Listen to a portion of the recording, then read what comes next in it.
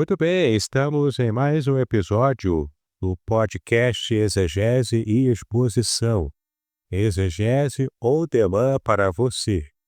Eu sou o reverendo Davidson Bignon, eu sou mestre em Ciências da Religião, professor de Hebraico Bíblico e Exegese do Antigo Testamento nos seminários, sou também publisher editorial, pastor congregacional e tenho estado aqui em nosso podcast para trazer muitas informações para você que é pastor leigo, que é líder de igreja e não teve a oportunidade de poder estudar no seminário.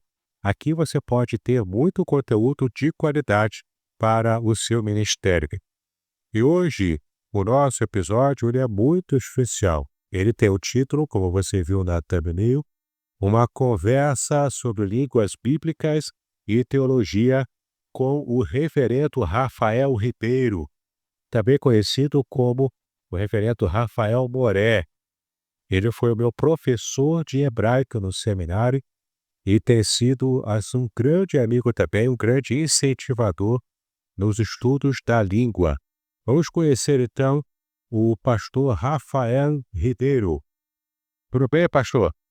Tudo bom, tranquilo, me sinto honrado aqui, em poder participar desse podcast e, assim, espero que a nossa conversa aqui venha a abençoar, não só as nossas vidas, nossos sonhos aqui, mas aqueles também que depois estarão, ouvindo, essa gravação, sobre esse assunto tão importante, que é tratar aqui de alguns temas, conflitantes de acordo com as línguas originais.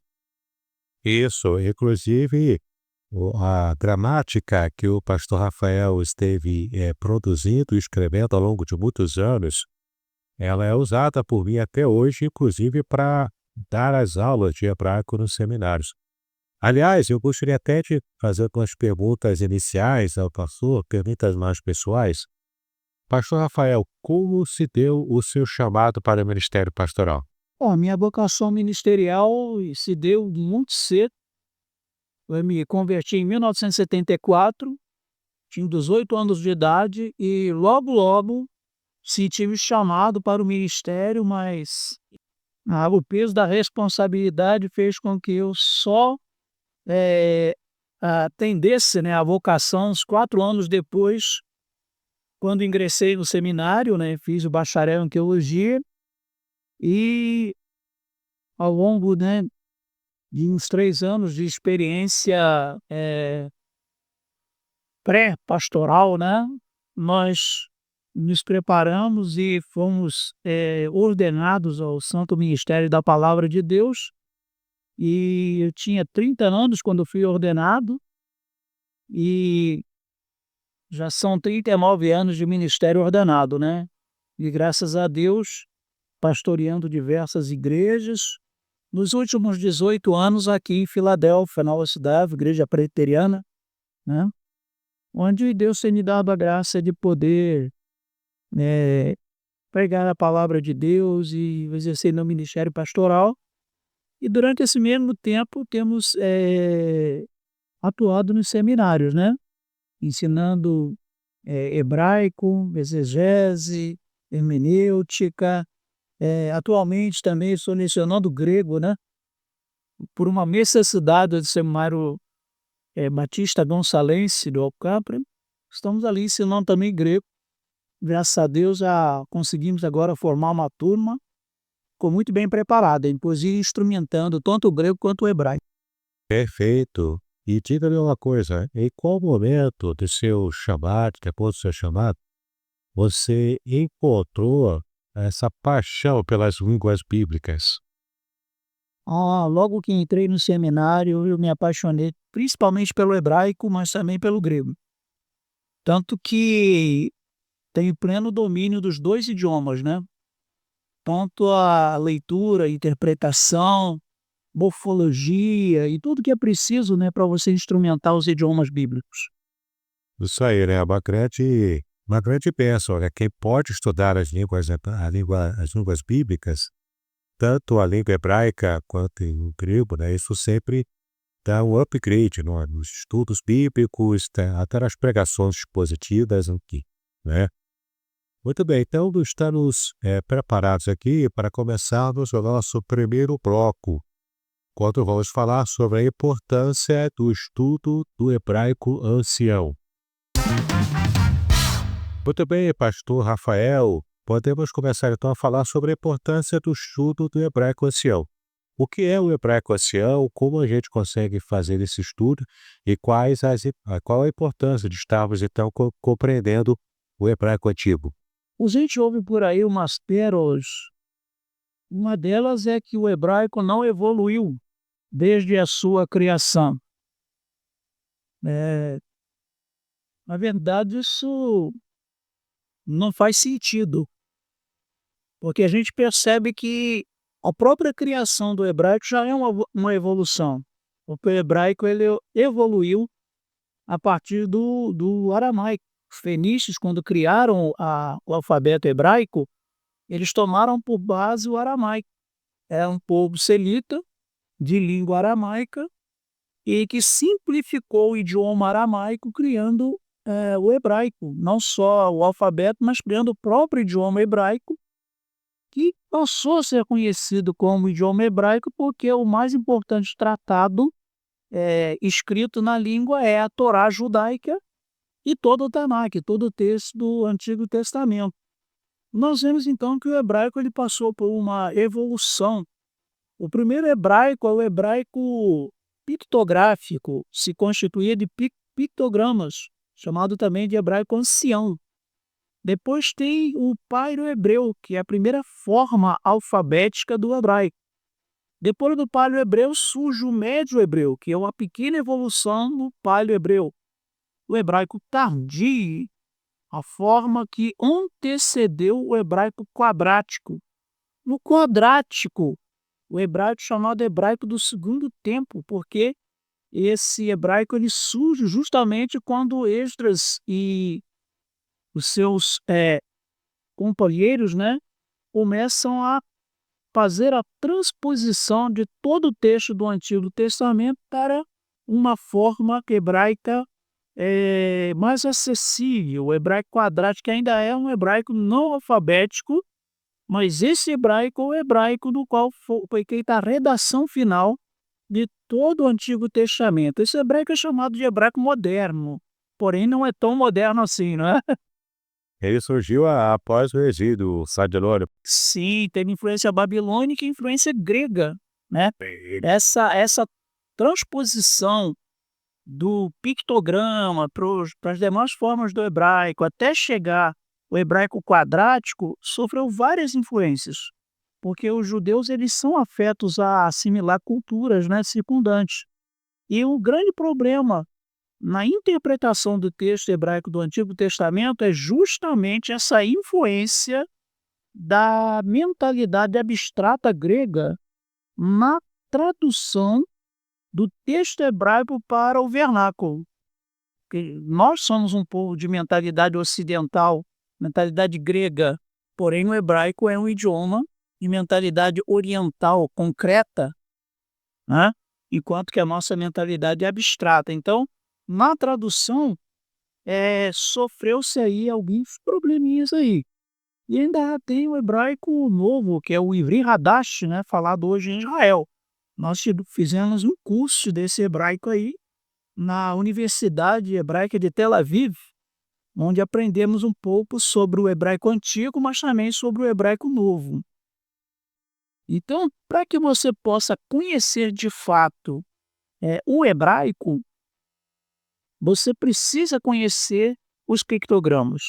Eu tenho me dedicado ao longo mais ou menos de uns 15 anos ao estudo dos pictogramas, justamente para que eu possa dominar mais o hebraico, né? Então, eu acho interessante que todo estudante de hebraico, principalmente aqueles que ensinam o hebraico, procurem conhecer o hebraico ancião. Isso, e no caso, na evolução alfabética do hebraico, né, desde os pictogramas inicialmente até o hebraico falado hoje, o hebraico moderno, né, o novo hebraico, teve alguma dificuldade de influência de outros povos para poder surgir esse hebraico? Como é que o hebraico moderno ele foi ressuscitado e ele voltou a ser falado em Israel? Bom, essa coisa do hebraico quadrático, para chegar ao hebraico novo, existe um momento histórico aí, quando os judeus, lá por volta do quarto século, percebendo que a sua cultura estava se perdendo, porque o hebraico não possuía vogais, então era difícil. Somente os eruditos é que conseguiam ler o texto. E ainda tinha um problema que o texto era uncial, todas as palavras eram ligadas uma à outra. Então somente um expert mesmo poderia ler e traduzir o texto hebraico do Antigo Testamento. Caso palavras unciais, significa o quê? Todas as letras, todas as palavras eram interligadas, não tinha ponto, vírgula, dois pontos, nenhum tipo de acentuação no texto, nem acentuação vocálica. Era um texto que somente o erudito podia consumir, certo? Aí então os judeus, percebendo isso, um grupo chamado de Massoretas, que vem de Massorá, que é tradição, esse grupo começou então a formular a pontuação do texto hebraico, tanto a pontuação vocálica, quanto a pontuação lógica, que é a fragmentação do texto, como também a música do texto, porque o texto do Antigo Testamento é todo musicado. Então, isso levou bastante tempo. Foram cerca de 500 anos, mais ou menos, 550 anos, porque começou no ano 400, termina em 950 DC, a transposição de todo o texto do Antigo Testamento para o hebraico chamado hebraico massorético, que é o que nós temos hoje nas nossas Bíblias hebraicas, com uma Stuttgartense, que é a melhor Bíblia hebraica que nós temos.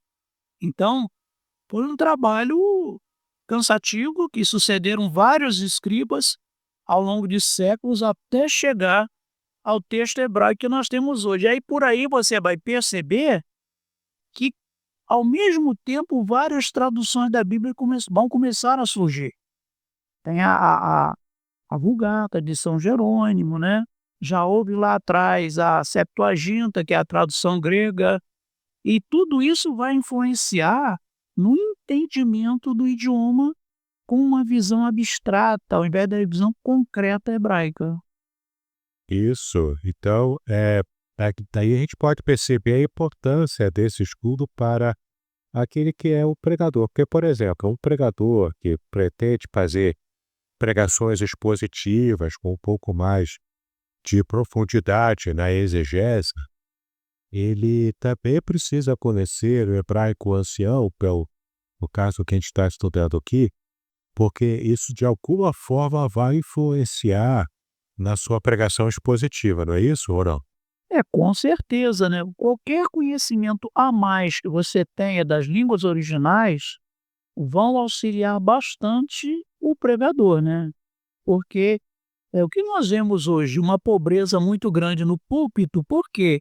Os pregadores, eles não conhecem as línguas originais, não fazem exegese do texto bíblico, eles pressupõem que o texto quer dizer o que eles estão falando. Porém, uma coisa é aquilo que você entende como pregador e aquilo que realmente o autor autógrafo do texto queria dizer. Então, isso é muito complicado, né? Porque muitas vezes você ouve algumas pérolas aí do púlpito, né, que te deixam pasmo, né? Esses dias eu ouvia um pregador, né? Não vou dizer a denominação para não ficar chato, né? Mas esse pregador de uma denominação seleta disse numa pregação que os reis de Israel eram analfabetos. Por isso que Josias precisava de alguém para ler a Bíblia para ele. Olha só que ignorância do contexto social, político, econômico e religioso do Antigo Testamento. Esse pregador com certeza não fez exegese, não fez o Sitsin Leb. O próprio texto estava contradizendo o que ele dizia, porque o texto mostrava, por exemplo, que Josias era um homem piedoso. E uma outra coisa que ele falou é que Josias é um iníquo, que quando ouviu a leitura da lei caiu prostrado, se vestiu de pano de saco. Eita, mas de onde ele tirou isso? Pois é, agora tirou, né. O texto mesmo diz que ele era piedoso, que ele fez tudo conforme Davi seu pai, andou nos caminhos de Davi seu pai, que é o paradigma de rei piedoso do Antigo Testamento. E os reis de Israel, eles tinham uma excelente formação, normalmente Josias, que foi criado aos pés de um sacerdote. Então, como que o rei de Israel é ser analfabeto, né? Isso é um absurdo. E um pregador de uma igreja eh, reformada, histórica, falar uma besteira dessa é de pasmar, né? É, pois é, até tirou um pouco da nossa fé, né, na geração atual de pregadores. Mas então, falando também ainda no hebraico ancião, a gente sabe que o hebraico ancião trabalha com os pictogramas, né, a base dele são os pictogramas. Então, uma orientação para nós sobre o que são os pictogramas, como a gente consegue entendê-los, para que a gente possa compreender o estudo do hebraico ancião. Bom, eu gostaria de apresentar aqui um exemplo clássico, né, que são as duas primeiras palavras ou expressões que aparecem em Gênesis, logo de cara, né? Porque o pictograma, na verdade, ele é uma imagem.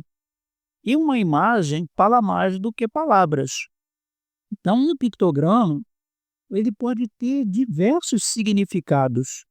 E é importante conhecer os significados do pictograma, porque aquela sociedade, ela se comunicava através dos pictogramas, ou seja, quando o indivíduo olhava para um pictograma, ele tinha muitas ideias acerca daquilo que estava diante dele. E de acordo com o conhecimento dele do contexto, ele ia interpretar o pictograma. Então, eu quero apresentar aqui então essas duas palavras. A primeira palavra é a palavra Bereshit e a segunda palavra é a palavra Bará, né?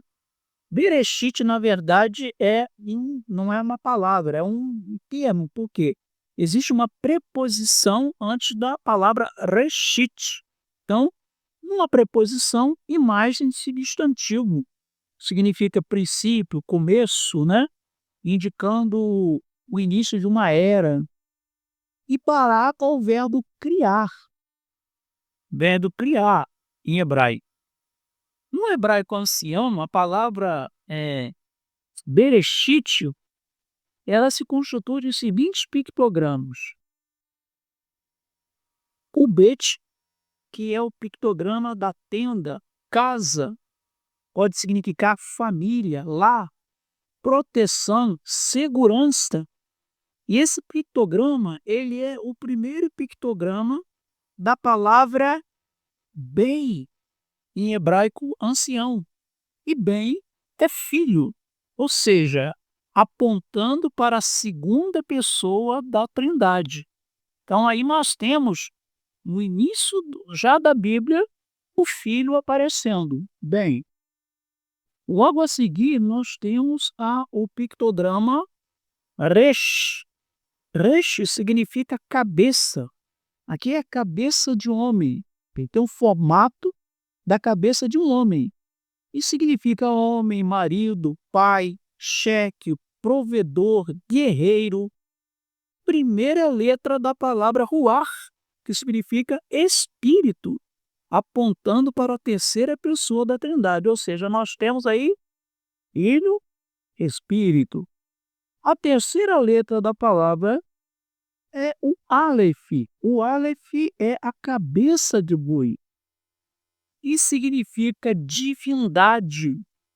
Nessa palavra Aleph mais um outro pictograma, o Aleph mais um outro pictograma, que é o cajado do pastor, forma a palavra El no hebraico antigo. E El era a divindade principal na antiguidade. Essa palavra é muito usada no Antigo Testamento para se referir ao Deus da revelação. Mas a cabeça de boi significa divindade, força, poder, autoridade, ancião, chefe do clã, que também exercia o sacerdócio. Então, a primeira letra da palavra ave. Ave é pai. Então, nós temos aí a primeira pessoa da Trindade. Então, você tem logo aqui, de cara, nas 3 primeiras letras, Filho, Espírito e Pai, né? Seguindo aí, nós temos o Shi. O Shi são os 2 dentes frontais, os incisivos, e significa comer, moer, morder, rasgar, alimentar. Por quê? Os pais mastigavam a carne para depois porem na boca dos filhos. Igual como as aves fazem, né? As aves, os índios, os indígenas também fazem isso. Então, daí, a ideia dessa letra é referindo-se a Deus como aquele que nos alimenta, aquele que nos sustenta, o nosso provedor, e reporta a Cristo, o pão da vida, que é o nosso alimento espiritual. Depois nós temos o Yud. O Yud significa mão, mas também é representado aqui um braço estendido. E o significado de Yud, desse braço, é pegar, acariciar, bater, puxar, socorrer, proteger, salvar. Refere-se a Cristo como o braço estendido de Deus aos homens, como aquele que nos arrancou das trevas, que nos socorreu e nos salvou. Então, nós temos aí o ato salvatício de Cristo nesse braço estendido aí. Até o modo como ele morreu na cruz com os braços estendidos também, né? É uma forma visual da gente perceber o quanto também o hebraico ancião nos leva a entender essas informações bíblicas, né? E a última letra da palavra Bereshit é o Tal, que também é chamado Tab, né? Marco, mirante, orientação, direção. Um pictograma em forma de cruz representa a morte redentiva do Filho. Aponta para o ato de expiação na cruz do Calvário. Então nós temos aí, na primeira expressão Só no da Bereshit Bíblia, Pará. só no Bereshit, né? Nós temos tudo isso aí. Agora, como que você vai enxergar isso se você não conhece o hebraico ancião? Pois é, tem que estudar, né? O hebraico ancião tem que identificar todos os pictogramas, né? Que são pequenos desenhos, né? Muito primitivos, que fazem a gente perceber uma ideia completa por trás de cada letra, né? É muito rico mesmo, né? O estudo desse idioma. É muito interessante também. Muito bem. Aqui também há uma alocação sobre o verbo bará, que é o primeiro verbo que aparece na Bíblia hebraica. Poderia falar um pouco sobre algumas características do verbo bará, como ele aparece em Gênesis capítulo 1, versículo 1? O verbo bará, ele vai aparecer algumas vezes no capítulo 1 de Gênesis. E esse verbo, ele é sempre que ele ocorre no cal e no nifal, que são o ativo simples e o passivo simples hebraico, ele indica uma ação de Deus. Ou Deus criando, ou a criação como objeto dessa obra criativa de Deus. Então, vai significar no cal e no nifal sempre criar. E só Deus usa o verbo nesse sentido no Tanakh. Nunca o verbo bará, no sentido de criar, vai ser usado por outra pessoa a não ser por Deus. Então só admite Deus como o sujeito da ação, é isso? Sim, Deus é o sujeito e a criação é o produto dessa ação divina e nós somos objetos. Então, é só Deus que cria bará. No sentido de criar bará, porque bará significa não somente criar, mas criar com perfeição. E só Deus pode criar com perfeição. E aquela ideia teológica de criar do nada também é aplicado a bará, não? Sim, bará pode ser algo criado do nada, mas não necessariamente. Deus, quando criou o homem, ele não criou do nada. Tinha matéria pré-existente. Tinha matéria pré-existente e o homem ele recebe um elemento divino, porque Deus sopra nele o fôlego da vida, né? o Nefse Ruach, né, o espírito, a alma é soprada no homem por Deus, procede de Deus. Então todos nós temos um pouco de divino, né? Mesmo o homem que não é cristão, ele tem um pouco de divino, porque o fôlego de Deus está nele lá. A imagem e semelhança, o côlogo de Deus. Então, nós somos seres que somos, de certa forma, também divinos, né? Nesse aspecto aí. Então, o Bará, ele ocorre aqui em Gênesis capítulo 1, mas o interessante é que Bará, ele tem as mesmas iniciais que começam lá, Reshit, né? Então, nós temos aí a tenda, que é bem, nós temos a cabeça de homem, que é o aso, e nós temos a cabeça de boi, que é ave. Então, mais uma vez, na segunda pessoa, na segunda expressão, o primeiro verbo da Bíblia fala da Trindade. Por quê? A Trindade estava agindo ali na criação. As três pessoas da Trindade estão agindo na criação. Isso nos faz lembrar lá de João, né? João, enarque em logos, né? Em princípio era o verbo, e aí diz que o verbo estava com Deus e todas as coisas foram feitas por ele, e sem ele, nada do que foi feito se fez. E o verbo era Deus, né? Estava com Deus e era Deus. Ele era divino, né? Podia participar da criação, porque o anjo criado não pode participar da criação, né? E é interessante que o Novo Testamento, né, ele começa lá em João, né? No texto de João, quando você lê, você vai reportar logo para Gênesis, porque é como se fosse uma transposição, né? O texto lá de Gênesis para João capítulo 1, versículo 1. Perfeito.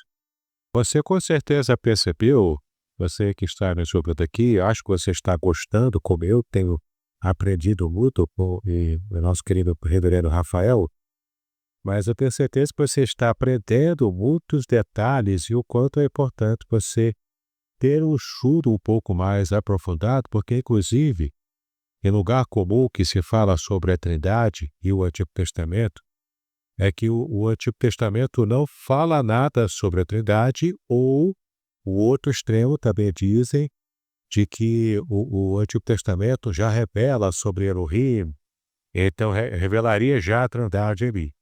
Vamos com calma, o Antigo Testamento tem sim referências bastante subliminares, mas tem sim todas essas informações, como você acabou de ouvir agora.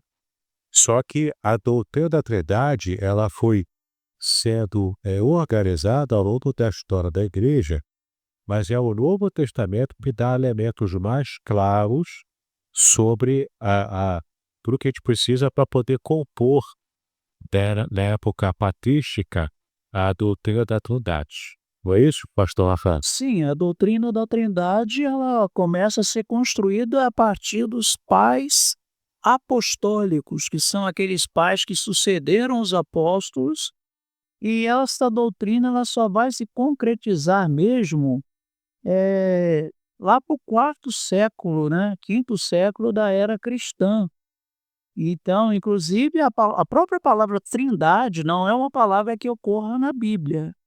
Mas um termo teológico posterior, né? Foi criado por Tertuliano, né? Um dos faros da igreja, criou essa expressão quando afirma que Deus é trias, ou Deus é três pessoas. Daí surge a palavra Trinitas, que é trindade, né? Então, trindade, na verdade, significa três em um, né?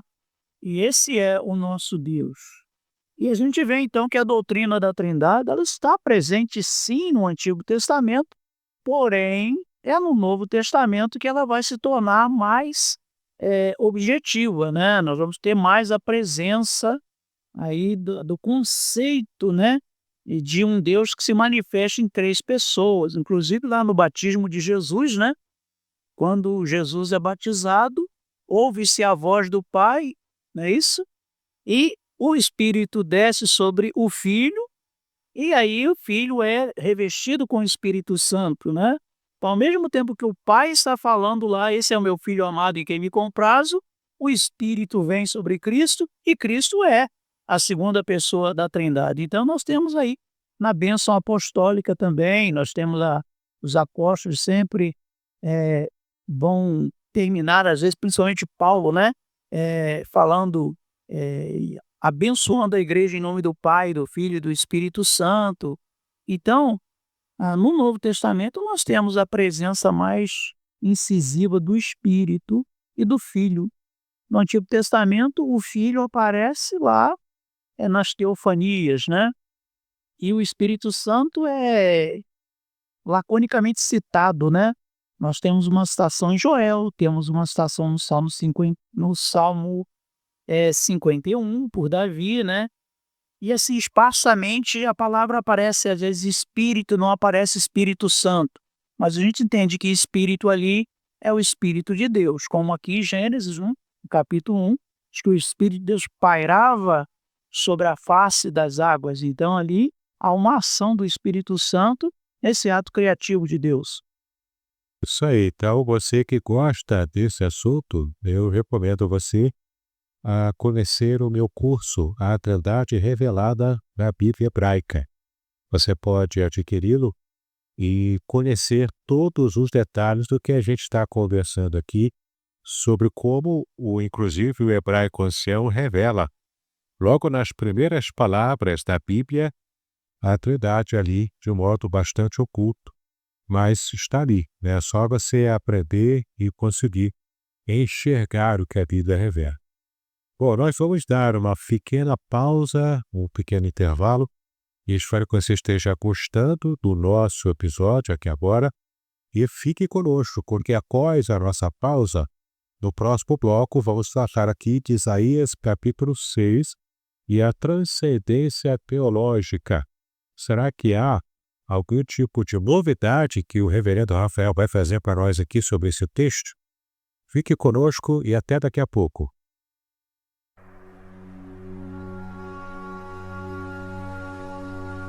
Estamos entusiasmados em anunciar o lançamento do livro Além do Sofrimento, a disputa pela integridade no livro de Jó, publicado pela editora Contextualizar em 2024. Este livro, escrito pelo reverendo Davidson Bignon, pastor congregacional, mestre em ciências da religião e professor de hebraico bíblico e exegese do Antigo Testamento, possui 420 páginas repletas de comentários profundos sobre o livro de Jó. O autor explora temas cruciais como o sofrimento dos justos, o problema do mal e a teodiceia judaico-cristã. Com análises impressionantes e únicas, o livro promete transformar sua perspectiva sobre sofrimento e fé, oferecendo respostas para as questões mais difíceis da vida. Não perca a oportunidade de mergulhar em um estudo profundo e enriquecedor. Adquira já a obra, Além do Sofrimento, a disputa pela integridade no livro de Jó e descubra um novo entendimento sobre a integridade e a fé. Disponível agora. Muito bem, estamos voltando aqui para o nosso episódio, esse episódio maravilhoso com o reverendo Rafael Vigueiro, também conhecido como Rafael Moré, especialista nas línguas hebraicas, foi o meu professor ainda, meu professor e amigo ainda hoje, e o grande incentivador, que eu faço do ministério, também aqui com os podcasts. Estamos então com esse novo bloco, quando vamos falar agora sobre Isaías capítulo 6 e a transcendência teológica. Isaías 6 é uma passagem profundamente teológica e também impactante. O que será que ela nos ensina sobre a transcendência de Deus e, na verdade, como o hebraico nos ajuda a captar essas verdades? Pastor Rafael. Muito bem, Isaías 6 é um texto importantíssimo, né, do profeta Isaías, porque Isaías 6 narra a vocação do profeta Isaías. É o texto onde Isaías fala sobre a sua vocação. Esse texto também ele é uma variante litúrgica, inclusive ele é a base da liturgia reformada, né? Ali nós temos todos os elementos de uma liturgia bíblica. Mas nós temos aí, Isaías capítulo 6, um fato muito interessante, porque o profeta Isaías era ainda muito jovem e seu ministério estava ainda no início, e morre o seu primo, o rei Osias, a quem ele amava. Isaías, então, ele vai ao santuário e ele vai chorar, ele vai lamentar a morte do seu querido. Só que quando ele está ali, acontece um fenômeno maravilhoso, porque de repente Isaías já não está mais naquele tabernáculo construído por mãos humanas, mas ele se vê diante do tabernáculo celeste e ele tem uma visão de Deus assentado num alto e sublime trono, e Deus está rodeado por serafins, seres majestosos, inflamados, alados, cada um com 6 asas, e voavam ali em torno do trono e declaravam a santidade de Deus de uma forma superlativa. Por quê? No hebraico você não tem o superlativo, mas você tem a repetição enfática. E aqui é a única vez em todo o texto do Tanakh que nós temos uma tríplice repetição de uma palavra, que é a palavra santo. Então, os serafins estão dizendo Kadosh, Kadosh, Kadosh.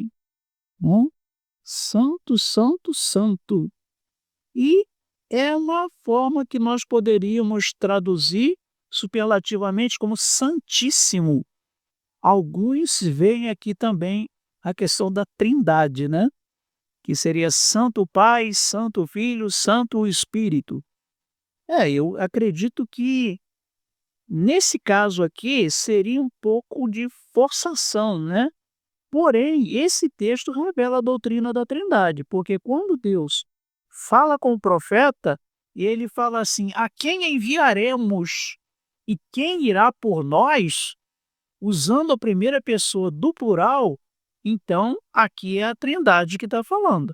São as 3 pessoas da divina Trindade falando com o profeta, na voz desse Deus Todo-Poderoso, que quando ele fala, treme os limiares da casa, né? Estremeceu tudo.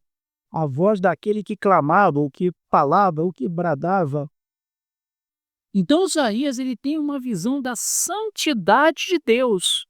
Isaías vai aprender uma coisa importante aqui. O que Isaías vai aprender? Ele vai aprender, e ele vai registrar isso lá no capítulo 66, versículo 1, que Deus, como os patriarcas pensavam, como os hebreus pensavam, não morava naquele templo lá em Jerusalém. Porque Deus não habita em templos feitos por mãos humanas. E Deus vai dizer: o céu é o meu trono, a terra é o estrado dos meus pés. Que casa vocês vão me edificar?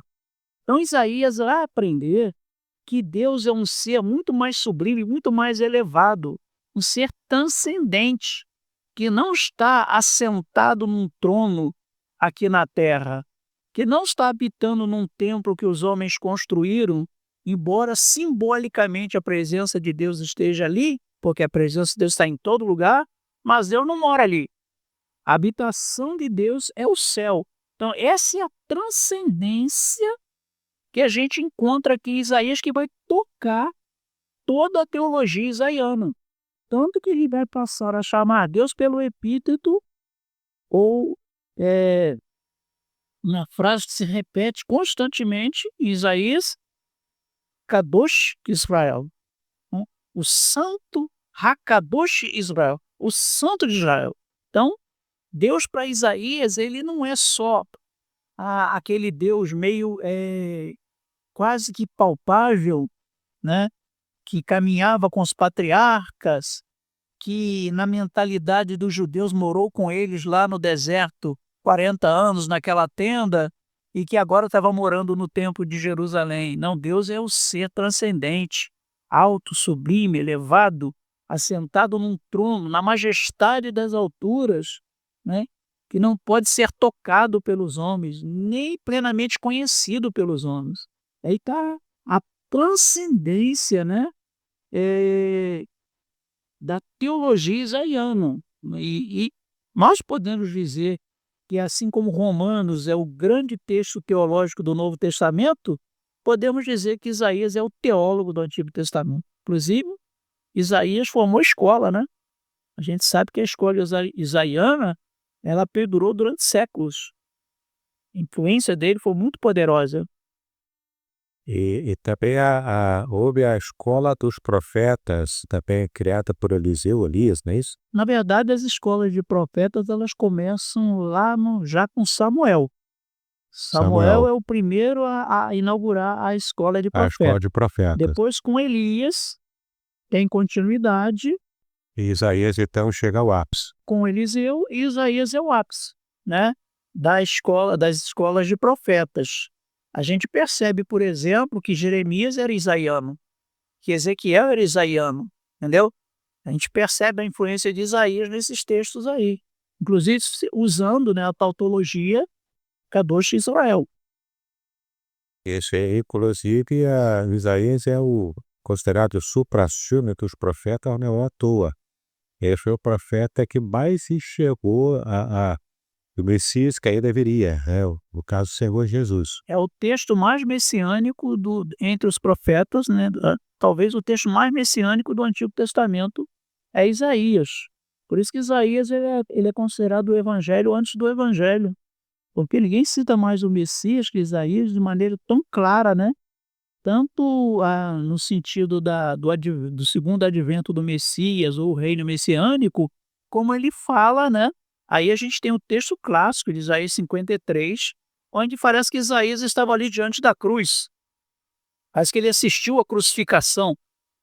Há, inclusive, uma polêmica sobre o século sofredor, de que o judeu, que naturalmente não é messiânico, ele não aceita que ali se refira ao Mashiach, mas ele se refere a Israel, ao povo de Israel. Povo de Israel, a Jacó representando Israel. Já nós, porque temos o Novo Testamento, a gente segue na linha dos evangelistas, interpretando que ali faz referência a Jesus mesmo, ao Messias. Sim, porque ninguém jamais encarnou aquela profecia a não ser Jesus. Tudo que está ali na profecia está encarnado na obra redentiva de Cristo de forma palpável. Tem como você negar que Jesus, inclusive os judeus, eles pulam esse texto. Eles não leem Isaías 53 na sua leitura anual, né? Inclusive o meu professor de hebraico, Leonardo Messner, ele era missionário entre os judeus. E ele tinha o hábito de imprimir Isaías 53, e quando era o dia que eles deveriam ler Isaías, que eles não liam, ele ficava na porta de uma sinagoga distribuindo Isaías 53, falando: esse é o texto que vocês deixaram de ler hoje. Tem hebraico, né? Tem que distribuir. Em hebraico e traduzido, porque nem todos os judeus conhecem o hebraico, né? Alguns só conseguem ler no vernáculo, né? Interessante, porque algumas pessoas, inclusive, alguns pastores, líderes, acham que o fato de ser judeu conhece tudo de hebraico, e até judeu ortodoxo, nem todo judeu é ortodoxo, nem sequer religioso, tem muitos judeus ateus, e é uma situação realmente complicada em termos de Deus ter escolhido um povo que prefere hoje estar longe dos caminhos judeus, em muitas ocasiões, né? Assistindo vídeos de Israel, de Jerusalém, é uma cidade grande como qualquer outra, secularizada, até muito ocidental, e isso, inclusive, leva muitos muçulmanos mais radicais a querer enxergar Israel como inimigo, né? Porque ela é muito ocidental, e isso até motiva as guerras atuais, né? Sim, o povo de Israel hoje, a nação de Israel, é uma nação ocidentalizada, né? Porém, existem os judeus ortodoxos, né, que valorizam o conhecimento das línguas originais. A maioria dos judeus que convivem em Israel, eles conhecem o hebraico novo, que é o Ibri Hadash, mas não se aprofundam no conhecimento do hebraico bíblico. Uma coisa é você conhecer o hebraico bíblico e outra coisa é você conhecer o hebraico novo. O hebraico bíblico ele é muito mais complexo. A estrutura gramatical dele é muito mais complexa. Já o hebraico novo é língua viva. É mais corrida, não? É uma língua que mais se parece com as línguas ocidentais. Então existem muitas palavras no hebraico novo que são oriundas do espanhol, do português, do inglês, do alemão. Por quê? Porque é um hebraico construído pela diáspora, né? Pessoal que está voltando, migrando para Israel, e eles levaram consigo muitos vocábulos. Então você vai encontrar lá no hebraico, por exemplo, a palavra margarina, né? Que é margarina mesmo. Você vai encontrar a palavra autobus, que é ônibus, né? Café, né? Café é café mesmo, hebraico. Té, para chá, É. né, que é uma palavra espanhola. Então a gente vai ver que muitas palavras que existem no hebraico moderno são e outra coisa, a fraseologia do hebraico moderno, do Ivri Hadash, né, não o moderno, o Ivri Hadash, o hebraico novo, ela é igual à fraseologia construída em português. Quando eu fazia o curso de hebraico, o professor falava assim: Rafael, pensa em português. Fala hebraico, mas pensa em português. Por quê? Por causa do meu uso do hebraico bíblico, eu tinha o hábito de usar a fraseologia do hebraico bíblico. No caso, a sintaxe, né? Do hebraico Sim, a bíblico. sintaxe, a forma de falar. No hebraico bíblico, por exemplo, a maioria das frases começam pelo verbo. Já no hebraico novo não é como no português. Primeiro o sujeito, o verbo e depois o complemento. Ainda tem um detalhe no hebraico novo, né? Que é a pontuação, que é igual a do espanhol. Então, se é uma frase, tem uma interrogação antes e uma depois. É a influência do espanhol, Influência né? do espanhol, porque, na verdade, são duas correntes hebraicas, né? Askenazi e Sefaradi. A Askenazi é mais voltado para lá para Europa, mas aquele povo lá que vivia em Varsóvia, lá naquela região mais, vamos dizer assim, seria a parte mais antiga da Europa. Dali surgiu o Yiddish O também, né? Yiddish é uma mistura de holandês com hebraico, né? Coisa assim. E o separadita, que é oriundo da língua espanhola, né? Da Espanha. Então são duas correntes diferentes aí, o Ashkenazi e o Sefaradi, né? E aí, de acordo com essa corrente, também influenciou a pronúncia e assim os vocábulos também que foram sendo trazidos, né? Tanto do polonês quanto da Espanha, de outros países, né? Ali da Europa, né? Porque os judeus, na verdade, eles colonizaram a Europa. E, por exemplo, os alemães, eles são benjamitas, eles são descendentes de Benjamim. Os portugueses são descendentes de Rubem, porque Rubem era chamado de lusitano. Então, Quando você lê lá o dicionário do Sábado de Notos, ele vai dar essas informações interessantes aí sobre o dicionário inglês, hebraico do Sábado de Notos. Uma obra antiga que eu a tenho. Ele dá essas explicações aí interessantes sobre como a Europa foi colonizada, populada pela diáspora judaica. Então, muitos povos interessante mesmo. europeus são oriundos judeus. Nós, brasileiros, com toda certeza, todo brasileiro tem um pouquinho de sangue judaico. Com certeza, né? Às vezes tá até no nome, né? O sobrenome. Sim, eu, por exemplo, meu sobrenome Ribeiro mostra claramente que lá atrás eu tenho uma ascendência judaica. Eu tenho o Barrano, né? Que é os Anunci, né? Os Oliveira, forçados. né? Campos, Oliveira, Ribeiro. Isso. Geralmente é nome de fruta, de aspectos geográficos, árvores. Bem interessantes. Eu acho que eu nunca vi bananeira, né? Bananeira não tem Bananeira sobrenome. não, né? Apesar da banana ser uma fruta importada, né? Que a banana não é do Brasil, né? Bom, estamos seguindo aqui para o nosso próximo bloco. Eu acho que você está gostando do nosso episódio de hoje. Ele é muito especial. Eu tenho certeza que está acrescentando muito conhecimento ao seu ministério, à sua vida. Nesse nosso próximo bloco, vamos trabalhar o Salmo 1º e a síntese progressiva. Então, pastor Rafael, mudando aqui para os Salmos, este primeiro Salmo é um dos textos mais conhecidos, mas você mencionou que é um possível erro de tradução. Você pode nos explicar isso?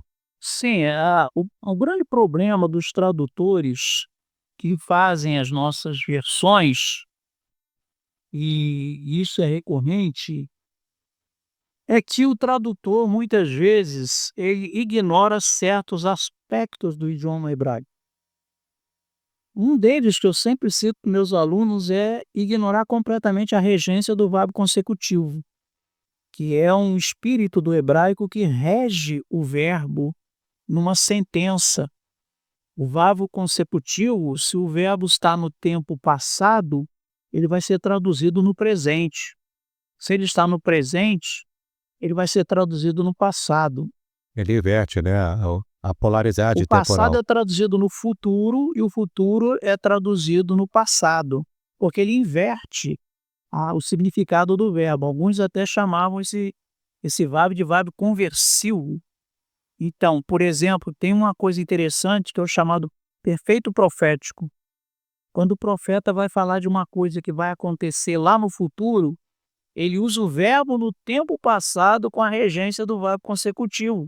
Aí o verbo vai ser traduzido no futuro, mas você sabe que aquilo fatalmente vai acontecer, porque é Deus que está falando e o verbo está no passado com regência do verbo consecutivo. A rigor está no passado, mas pela presença do verbo consecutivo, você interpreta para frente. Passa a traduzir no futuro. É o perfeito profético, né? É isso que eu devo É lembrar. muito importante, isso ocorre todo o tempo nos profetas e muitas vezes isso é ignorado pelo tradutor. Mas aqui a ignorância é que é crassa, por quê? Os verbos estão no passado e eles são traduzidos no presente.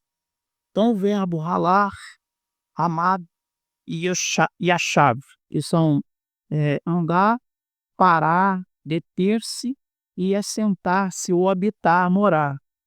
Então, há aqui 3 verbos, e os 3 verbos estão no tempo passado.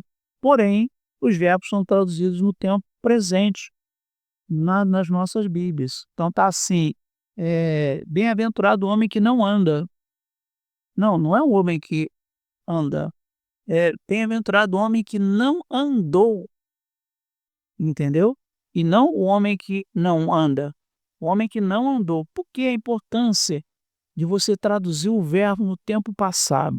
Porque há um problema aqui da teologia do Antigo Testamento, que é uma teologia que aponta para a fé que é recompensada por Deus. A teologia retributiva, né? A teologia retributiva. Então, essa teologia retributiva, ela morre aqui com essa tradução. Não há como você ver aqui que esse camarada, ele é bem-aventurado porque ele andou, porque ele não parou, porque ele não andou, porque ele não parou, porque ele não se assentou, certo? Então é uma consequência do que ele já fez no passado. Por isso ele vai ser feliz, vai ser bem-aventurado, ele vai ser como uma árvore frutífera. Por quê? Porque ele tinha uma vida com Deus. E a vida com Deus traz consequências abençoadas para a nossa vida. Mesmo hoje, se você quiser ter uma vida abençoada, você deve viver uma vida de plena obediência à palavra do Senhor.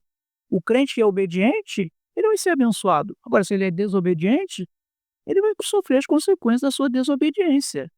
Isso não é teologia retributiva, mas é consequência, né? Mas lá no Antigo Testamento, essa ideia da retribuição é clara. A teologia do Antigo Testamento ensina isso. E quando você traduz o verbo no tempo presente, você elimina esse conceito aí. E você perde uma riqueza do texto. Perde a riqueza do texto. Outra coisa, e nós brifamos aqui no texto hebraico, não leio o texto aqui, Asheri Haish Asher Lo Halak Batsat Roshan. ובדרך חטאים לא ראה, ובמושב לצי לא ישר. Então nós temos aqui, primeiramente, os verbos. O verbo ralar, que é andar, né? Não pode significar ir, mas aqui no caso traduzido andar. Depois nós temos o verbo amar, que é parar. Está parado, estático, em pé, diante de alguém. E por fim, nós temos a chave, que é assentar-se. Então você tem uma síntese progressiva de pensamento que demonstra o quê? Que tanto no sentido negativo quanto positivo, há uma progressão aqui que vai agravar ou atenuar a situação de alguém diante de Deus. Se o indivíduo ele anda no conselho dos ímpios, ele vai acabar parando no caminho dos pecadores. E se ele para no caminho dos pecadores, ele vai acabar se assentando na roda dos escarnecedores. E a situação vai se agravando, porque a ação verbal ela demonstra que o indivíduo está se embrenhando num atoleiro. Ele está indo numa situação em que ele está indo de abismo em abismo até estar lá sentado na roda dos escarnecedores. E aí, também nessas expressões, nós temos aqui rechaim, e rechaim significa ímpio. O ímpio é uma pessoa sem fé, destituída de fé, não necessariamente mal. Porém, estaria um ímpio apto a aconselhar um crente? Seria certo um crente buscar o conselho de um ímpio? Uma pessoa que não tem fé em Deus? Essa é a pergunta. E aí, por exemplo, eu tenho um problema muito sério. Eu não sou contra a psicologia, mas eu acho que um cristão deve procurar um psicólogo cristão. Porque, por exemplo, eu já vi casos de uma pessoa ir no psicólogo não cristão e ele dá conselhos, entendeu? Horríveis para a pessoa. Então, se você sente essa inclinação aí, se você tem o desejo, né?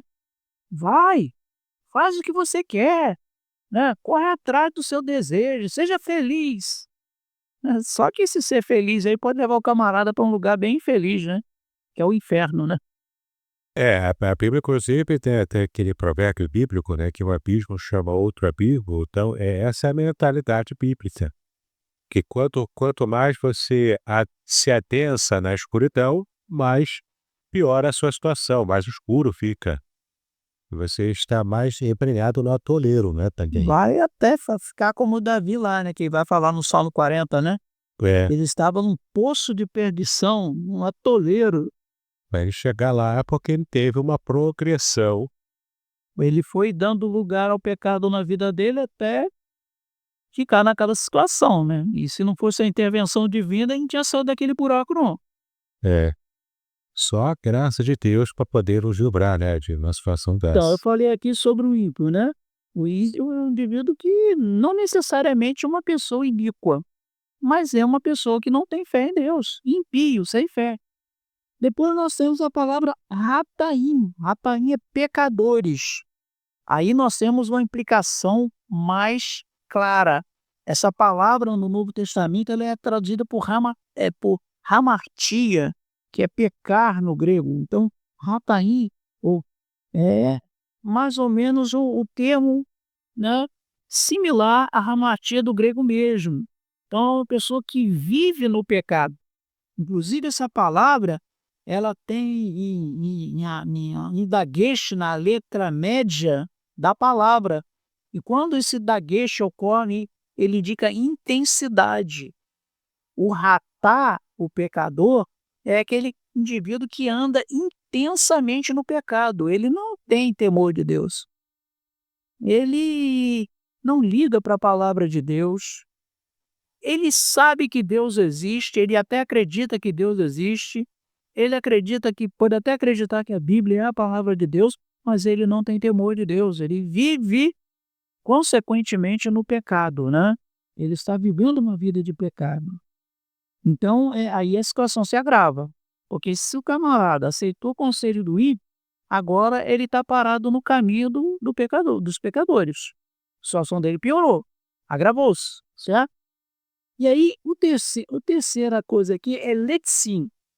Os dois primeiros são dois adjetivos, tá? Ímpio e pecadores. O terceiro, na verdade, é um verbo adjetivado, que é o verbo cal no particípio plural, tá?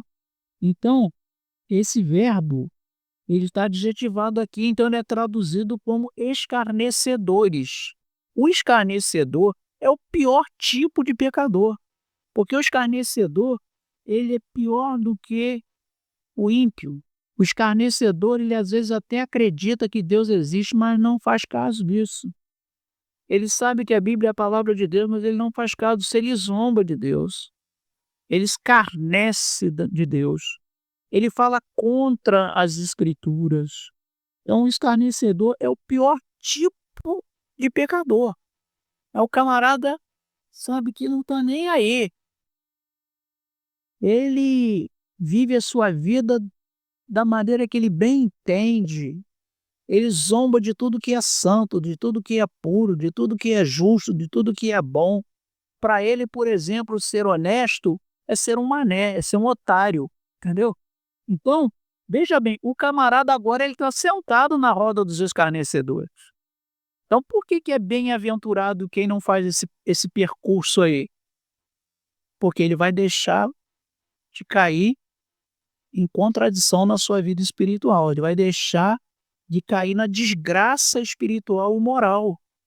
Então, o homem que não faz isso, esse sim é bem-aventurado. E a palavra bem-aventurado aqui no hebraico é asherê. Asherê, na verdade, é uma expressão que melhor se traduz as felicidades de. Inclusive, aqui está no construto hebraico. Então, as felicidades de o homem. É uma interjeição, né, no É caso. como se fosse um vocativo, né? Então, asherê raiz, né? As felicidades de. Inclusive, nós temos aqui, depois do pronome relativo, a barrazinha hebraica, que dá o sentido de algo importante aqui, né? É uma conotação mais elevada aqui, nesse sentido aqui. Então, bem-aventurado homem que o quê? Que não anda no conselho dos ímpios, que não se detém no caminho dos pecadores e que não, aí a tradução, né? Que nós temos. Agora, a melhor tradução. Bem-aventurado o homem que não andou no caminho dos ímpios, que não parou no caminho dos pecadores, que não se assentou na roda dos escarnecedores. Antes o seu prazer esteve em quê? Na lei do Senhor, na qual aí vai para o presente, na qual ele medita de dia e de noite. Ele não pode ter meditado só lá, ele tem que meditar a vida toda. Continuamente, não é? Na Torá de Deus. Veja só, não é? Às vezes a gente estuda, eu, por exemplo, estudo detalhes assim e às vezes eu acabo pensando, será que dá mesmo para confiar nas traduções em português? Porque a gente percebe detalhes como esses do hebraico e a gente fica com essa impressão de que talvez as traduções estejam nos traindo, como aquele provérbio, né, popular antigo. Mas, pastor Rafael, será que dá para confiar mesmo assim nas nossas traduções que temos no mercado de língua portuguesa? Olha, eu gosto muito de uma frase de Lutero: tradutore traitores. O tradutor é traidor. Se você quer conhecer realmente a Bíblia mais profundamente, você deve procurar conhecer, estudar os idiomas hebraicos, os idiomas bíblicos, hebraico, grego, aramaico, porque se você não estuda os idiomas bíblicos, você sempre vai ficar deficiente. Agora, que eu aconselho a quem não tem esse conhecimento, não tem acesso a esse conhecimento? Comparar várias versões. Porque uma às vezes ajuda a outra, né? Você quer ver uma coisa?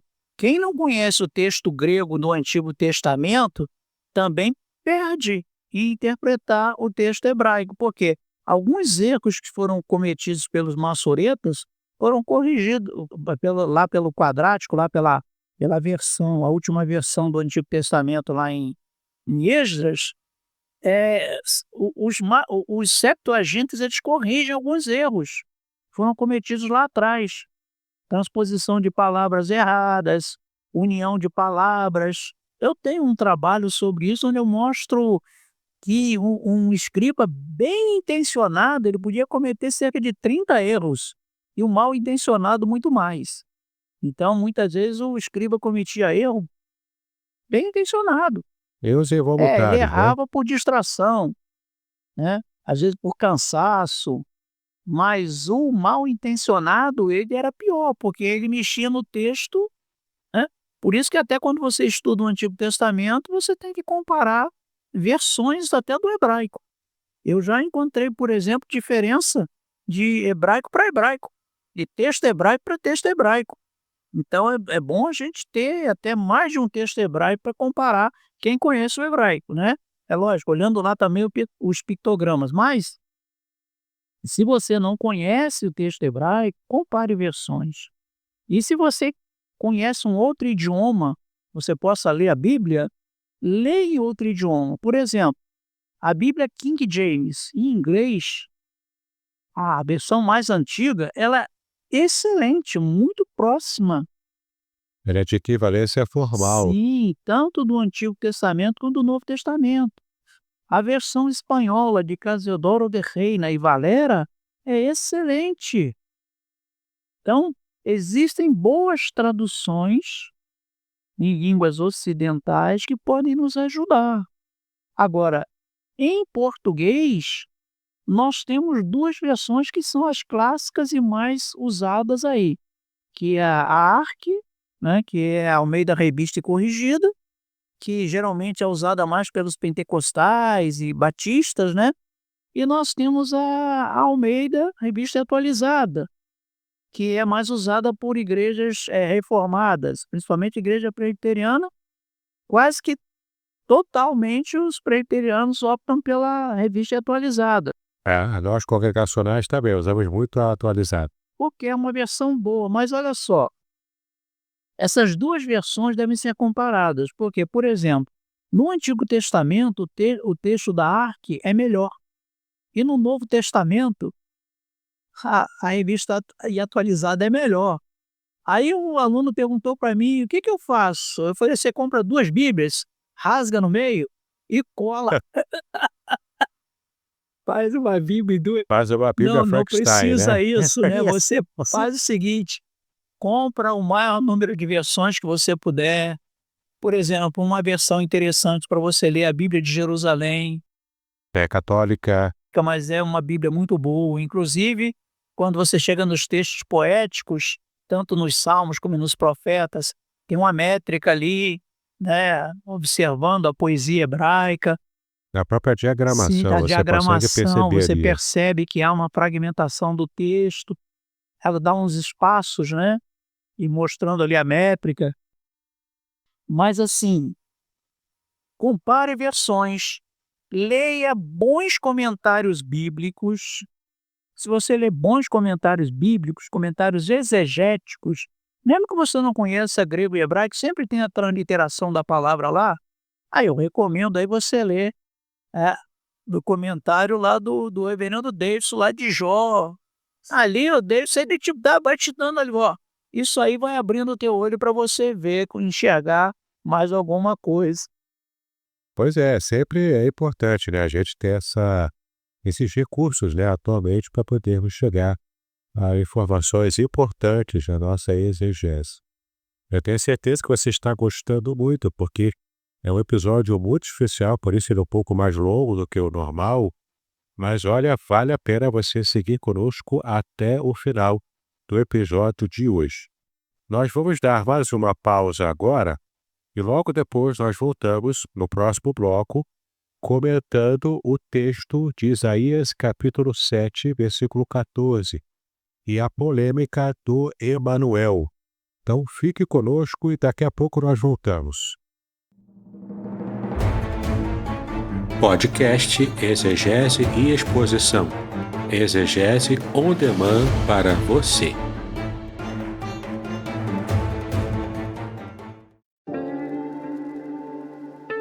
Shalom! Aqui é o Davidson Pignon.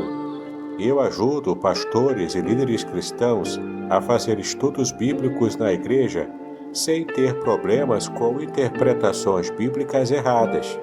Então, se você está pensando em compreender a sua Bíblia com segurança, não deixe de assistir a mais conteúdos como este aqui neste canal. Muito bem, voltamos aqui do nosso intervalo. Espero que você esteja atento e acompanhando as explicações do reverendo Rafael Ribeiro, Rafael Moré, o quanto tem sido abençoador para nós que estudamos a palavra e queremos conhecer detalhes técnicos e importantes da nossa exegese para que possamos até mesmo atuar como pregadores expositivos da palavra de Deus. Você tem anotado aí o que você está aprendendo aqui? Anote tudo e envie suas perguntas. Quem sabe no próximo episódio, ainda com o pastor Rafael, podemos também responder as dúvidas que você nos enviar. Tá legal? Bom, aqui no nosso bloco atual, nós estamos trabalhando agora o texto de Isaías 7,14 e a polêmica do Emanuel. Esse é um tema polêmico em Isaías 7,14, porque a expressão "a virgem conceberá", que aparece no versículo, tem uma dificuldade aqui. Qual é, então, o erro dos modernistas nesse versículo? Esses modernistas temam em negar que a palavra alma, usada por Isaías, signifique virgem, mas, na verdade, fazem uma interpretação diferente, dizendo que significa donzela. Pastor Rafael, como que nós podemos entender, então, essa polêmica envolvendo Isaías 7,14? Então, os modernistas, eles teimam em afirmar que a palavra alma não significaria virgem. Deveria ter sido usada a palavra betulá, que é uma palavra que literalmente significa virgem. Porém, a gente observa que há um grande erro aí do modernista. O quê? Quando você pega, por exemplo, a Septuaginta, que é a tradução grega do Antigo Testamento, lá o Septuaginta vai traduzir a palavra alma por partenos, significa exatamente virgem. E outra coisa, quando você vai ler o Novo Testamento, você vai ver que Mateus ele vai citar o texto da Septuaginta. E aí vai aparecer lá no Novo Testamento, Mateus 1,23, a palavra partemos, que é virgem. Agora, a indagação é a seguinte: quem está mais apto a interpretar ou a traduzir a palavra alma para virgem ou donzela? O modernista que está lá no século XIX ou aquele camarada que está lá em 250 a.C., muito próximo do texto autógrafo, na última redação do Antigo Testamento? Ou Mateus, que é um camarada que está lá no Novo Testamento, que conhecia o hebraico, era um hebraísta, sabia o hebraico, inclusive até um comentário aí de que o livro de Mateus teria sido escrito em aramaico e depois traduzido para o grego. Não há uma certeza sobre isso, mas que há indícios, isso há. Joaquim Jeremias trata disso aí no seu texto Teologia do Novo Testamento, né? Mas, deixando isso de parte, fica claro, e quando você pega lá o dicionário Olespe de Strong, que Strong vai dar as diversas traduções da palavra alma, e uma das traduções é exatamente virgem. Outra coisa, a palavra almaná é viúva, ou seja, viúva é mulher sem marido. Outra coisa, a própria palavra, se fosse traduzida donzela, o que é uma donzela? Uma donzela é uma mulher que nunca se deitou com um varão, que nunca teve Uma moça, convívio no caso, uma sexual. jovem, uma moça. Essa é uma donzela. Se ela já teve conluio sexual, não é mais donzela. Vai ter a idade que tiver. Donzela é uma moça casta, pura, que não teve contato com o homem. Mas aí nós temos um outro aspecto do texto que ratifica a ideia. Por quê? Nós temos a palavra oti, que o Senhor fala assim, e eis que será dado um sinal. A virgem conceberá e dará à luz a um filho, e o seu nome será chamado Emanuel. Olha, se é um sinal, se é um portento, se é um milagre, e aí os septuagintas vão traduzir semeion, que é exatamente sinal, portento ou milagre. Então, pera lá, seria milagre uma mulher qualquer dar luz a um filho? É normal, perfeitamente natural, né? Mas se uma virgem concebe e dá luz a um filho, aí isso é um semeion, isso é oti, isso é um sinal, isso é um portento. Então o Senhor daria um sinal. Qual é o sinal? Uma virgem conceberia um filho. E ele se chamaria Emanuel. Significa Deus conosco, ou Deus está conosco. Olha, veja como erra crassamente o modernista. Mas por que ele faz isso? Porque o modernista ele não acredita em milagre. Ele não acredita na fenomenologia bíblica do milagre. Ele não acredita que Deus abriu o mar vermelho. Ele não acredita que o Jordão se amontoou e o povo passou a pés enxutos. Ele não acredita no Cristo da fé. Ele acredita no Cristo histórico. Ele diz que o Cristo da fé foi construído pela igreja. Ele não crê na encarnação. Ele não crê na ressurreição. Eu não sei em que esse camarada crê de fato, porque a fé desse indivíduo é bastante conturbada, um indivíduo que crê assim. Infelizmente, essa teologia danosa tem influenciado muito a igreja evangélica brasileira. Por incrível que pareça, existem muitos pregadores aí de púlpito, né, trazendo esse tipo de pensamento aí, que eles chamam de demitização das escrituras. Tirar o elemento místico da Bíblia, que foi empurrado lá para dentro dela, e que não está lá no texto autógrafo. Eles querem citar o texto autógrafo, só que o texto autógrafo ninguém tem. Nós temos as cópias. E várias, né? E várias demandas, né, de cópias. Os textos chamados textos receptos, né, ou recebidos. No caso aí, esses modernistas estão inseridos no espectro do movimento de liberalismo teológico. De certa forma, o modernismo influenciou o liberalismo, porque o liberalismo é mais complicado, porque o liberalismo também não tem só a ver com a teologia, mas com a conduta, né?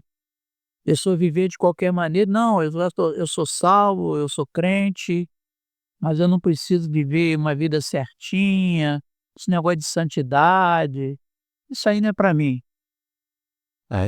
Inclusive, eu lancei no canal YouTube e também no meu podcast o comentário que eu fiz sobre essa triste interpretação do pastor conhecido, né, dizendo sobre Deus Mãe. Isso é modernismo teológico, né? O indivíduo começa a ter esse tipo de interpretação, né? Uma vez eu estava tendo uma aula lá no mestrado, tinha uma professora no mestrado, e ela nem era professora de Bíblia, ela dava uma outra disciplina lá que não era uma disciplina bíblica. E aí eu fui infeliz, porque eu falei sobre a palavra ruach, né, que é espírito, e eu falei assim, ruach é uma palavra feminina. Olha, na aula seguinte ela me trouxe um texto falando assim, Deus também é mãe. Eita, E aí, pior, se apoiando do que eu havia falado. citando, né, como o start para ela poder trazer esse comentário. Quer dizer, uma coisa é você entender as metáforas maternas aplicadas a Deus. Sim. Metáforas. Daí a você querer inverter e encaixar a ideologia de gênero posicionamento até anticientífico, né, e que diz respeito aos seres humanos. Mas querer aplicar também essa disforia de gênero para Deus, aí já é exagerar, não é? Já é complicar. Nós sabemos que Deus é espírito, Deus não tem sexo, né? Mas Deus é sempre tratado na Bíblia por termos masculinos, né? Ele escolheu, sim. Ele escolheu se revelar dessa maneira, né? Deus é pai, ele não é mãe. E como pai ele criou, e como pai ele gerou o filho. Então, você deturpar isso é a rebeldia contra a revelação do próprio Deus acerca de quem ele é. Né? É pecado O também. próprio Espírito Santo também, embora a palavra espírito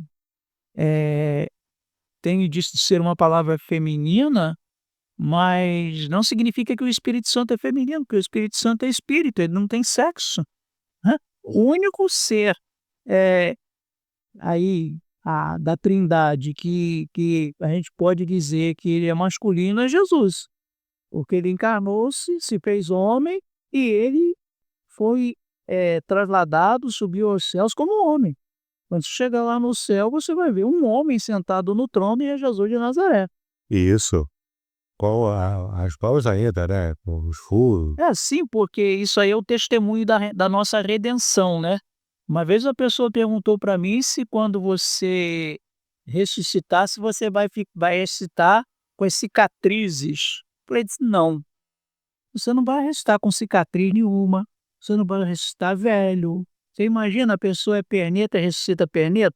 Deformidade, né? Não tem como. Então a pessoa quando ressuscitar, ela vai ressuscitar perfeita, não vai estar, né, com o corpo perfeito, e esse corpo não é mais um corpo, pois não é esse corpo aqui, um corpo glorificado, mas isso é assunto para Para um outro episódio, né? Que a gente pode marcar, porque o pessoal acha que se voltar com as deformidades é para ser tipo o Walking Dead, né? Os zumbis andando. Aí para que ressuscitar assim, né? aí eu não Complicado. quero nem ressuscitar. Pois é, aí é complicado. Olha só, estamos chegando no final, né, do nosso episódio. Temos aqui o último bloco para a gente poder aproveitar aqui os conhecimentos do nosso querido reverendo Rafael. Nesse bloco final, nós vamos trabalhar aqui Efésios capítulo 2 e o verbo eimi. Então, pastor Rafael, numa análise rápida, qual a importância do verbo eli, como aparece em Efésios capítulo 2? Então, o verbo Eli, nós podemos dizer que é o verbo mais importante do Novo Testamento, principalmente pelo uso frequente de Jesus. Ele faz o uso do verbo Eli com muita frequência. Jesus, principalmente no Evangelho de João, ele é o ego em mim, ele é o eu sou, né? Ou o grande eu sou. Normalmente no Evangelho segundo João, mas também Paulo usa com frequência o verbo eimi. O verbo eimi, ele é o mais irregular de todos os verbos gregos. Tanto que você, para estudar o verbo eimi, você tem que ter estudado toda a estrutura verbal grega, e a gente deixa o verbo eimi por último. Por último a gente deixa os verbos irregulares, e o verbo eimi, dentre os irregulares, é o mais irregular. Eita, esse é muito. Ele é especial. E o verbo eimi significa o verbo Ter, ser, não é isso? estar, haver, existir. Qual o grande problema aqui de João, de Efésios, é que acontece? Paulo ele não usa a palavra zoe, vida, como é traduzida nas nossas Bíblias. Ele vos deu vida, estando vós mortos em vossos delitos e pecados. Mas, na verdade, Paulo usa, tanto no versículo 1 quanto no versículo 5, o verbo eimi, e está na voz passiva. Quando o verbo grego está na voz passiva, que é a voz média também, grega, o conceito é de que o agente, né, é Deus e o objeto somos nós. Nós não temos nenhuma ação. A ação é totalmente vertical, totalmente divina, totalmente soberana. Então, quando a gente traduz ele vos deu vida, a gente perde um pouco, do que Paulo está querendo ensinar-lhe. Inclusive, Paulo vai dizer no versículo 5 que ele nos ressuscitou, certo? Então, quando ele vos deu vida, pede um pouco. A ideia que Paulo está querendo passar aqui é o seguinte, que Deus trouxe à existência, aquilo que não existia. Qual o conceito de Paulo, na teologia de Paulo? É que se alguém não está em Cristo, para Deus é como se ele não existisse. Ele é completamente nulo. Não existe vida, não há existência fora de Cristo. Quem não está em Cristo, ele não existe no plano espiritual. Ele não existe perante Deus. Então, quando Deus intervém de forma soberana na vida de alguém, através da sua graça eficaz, e ele restaura alguém, ele regenera alguém de forma sobrenatural, de forma vertical, eficaz, ele está trazendo à vida aquilo que estava morto. Ou seja, ele está trazendo à existência aquilo que não existia. Então, esse é o conceito que Paulo quer passar. E Paulo usa essa mesma ideia lá em Romanos. Romanos capítulo 5, 17, Paulo fala assim, o Deus que ressuscita os mortos e traz à existência o que antes não existia. Então, o que Paulo está querendo dizer? Que um morto, ele não existe. Um morto não tem sentimentos, um morto não tem vontade. Nós estávamos mortos nos nossos delitos e pecados, ou seja, não existíamos no plano espiritual. Não existíamos para Deus.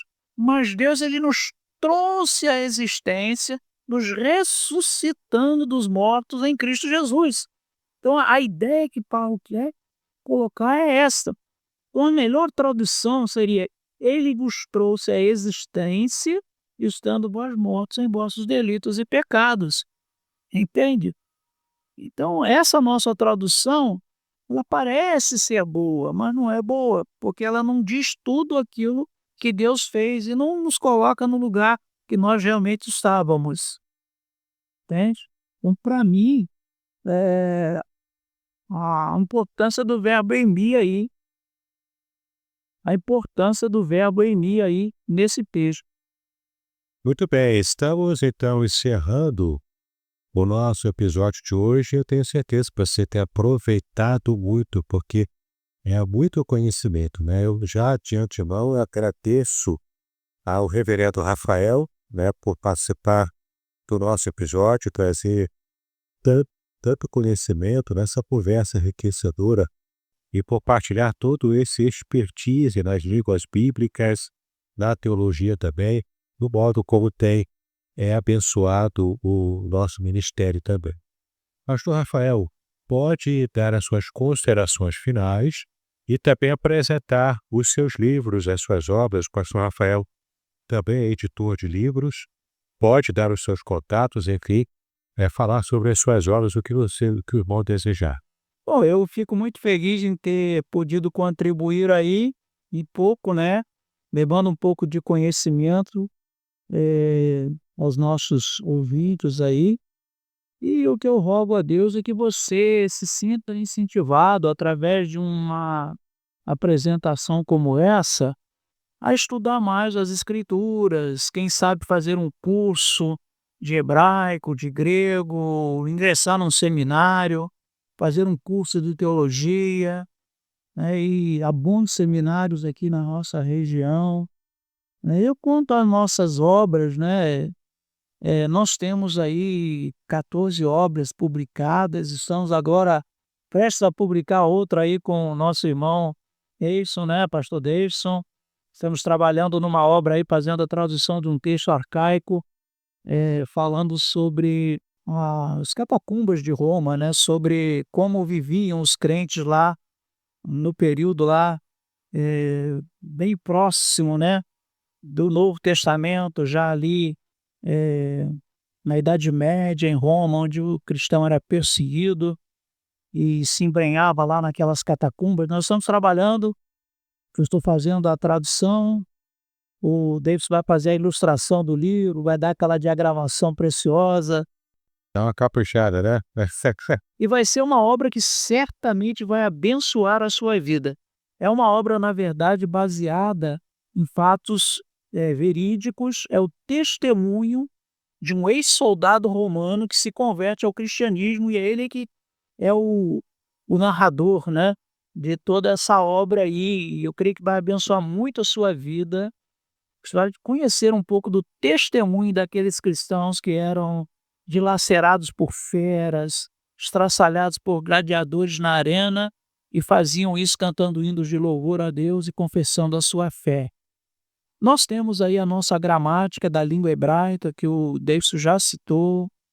Nós temos outros livros como Rudimentos da Fé, que é um livro interessante com um novo convertido, para dar instrução para novos convertidos. Nós temos o livro Espiritualidade Cristã Reformada, muito importante. Se você quer conhecer sobre a espiritualidade reformada, esse livro é excelente. Nós temos também a igreja local fazendo missões, que ensina sobre missões e evangelismo, como você praticar missões e evangelismo de forma bem bíblica, porque esse texto é um texto onde a gente trabalha bastante as escrituras. Então, essas e outras obras aí que são interessantes. Nós temos uma obra que nós escrevemos junto com o nosso querido D'Angelo Lopes, que é também amigo do Davidson, né? Que é Profetas e Poetas no Púlpito, onde a gente trata da pregação, mostrando a importância de nós olharmos para a postura dos profetas e poetas no Antigo Testamento e encarnarmos mais essa visão bíblica de pregador evangélico. Caso o livro é pregação autorizada, né? Pregação autorizada, Profetas e Poetas no Púlpito. Isso. E pastor Rafael, como que alguém pode fazer contato com você, tanto para adquirir as suas obras, quanto também para poder contratar para algum serviço editorial, se quiser publicar algum livro contigo? Nós fazemos também trabalho editorial, né? Diagramação, edição e até mesmo a impressão de textos. Mas, assim, não é o nosso trabalho principal. A minha dedicação maior mesmo é a pregação da palavra de Deus, trabalho pastoral. Eu ensino nos seminários, que já me consome bastante tempo. Mas, assim, se você é um escritor novo e que às vezes não tem muitos recursos, né? Nós às vezes facilitamos imprimir o livro antes, até mesmo da pessoa poder despender muito recurso, né? Para que a pessoa possa, através do próprio livro, pagar o livro, né? Mas, assim, é um trabalho que a gente faz, é um trabalho meio artesanal, não é aquele trabalho industrial, mas que tem bastante qualidade, né? O Davidson conhece o nosso trabalho e sabe que é um trabalho com qualidade. Se você tem interesse, nós estamos aqui, pode fazer contato pelo meu telefone, que é 987361216. Depois o Davidson pode colocar lá, né? No slide, né? É o nosso telefone lá. A nossa editora é Ribeiro Edições. Perfeito. Então, se você tem interesse em contactar o pastor Rafael, tanto para a publicação de livros, para também combinar com ele alguma aula de hebraico, vamos saber os seminários que ele está dando aula, ele atua aqui no Rio de Janeiro, assim como eu também atuo aqui no Rio de Janeiro. E eu tenho certeza que tanto que você fazendo contato comigo, ou fazendo contato também com o pastor Rafael, você será muito bem atendido por ele, por mim também, e poderemos ajudá-lo em seu projeto. Se você também quiser uma palestra na sua igreja, com bastante antecedência, E a gente a gente tem compromisso na igreja local e no seminário, né? E isso é semanal, e é anual, e é mensal. Então, se você tem interesse de uma palestra, pode nos contactar também. Teremos prazer. Estamos convidados aí para o ano que vem, já eu e o Davidson, né? Para uma palestra. Estamos convidados aí para fazer uma palestra em abril, né? Até lá você vai ficar sabendo o Davidson vai divulgar e a gente vai estar ali também num momento especial ali. Agora que eu quero ver você que está nos acompanhando aqui, o que você achou deste episódio muito especial? Compartilhe comigo as suas impressões. E também não deixe de me seguir nas redes sociais e de compartilhar este episódio com amigos e familiares que possam se interessar pelo tema. Até o próximo episódio, que Deus abençoe os seus estudos. Paz e bênção sobre a sua preciosa vida.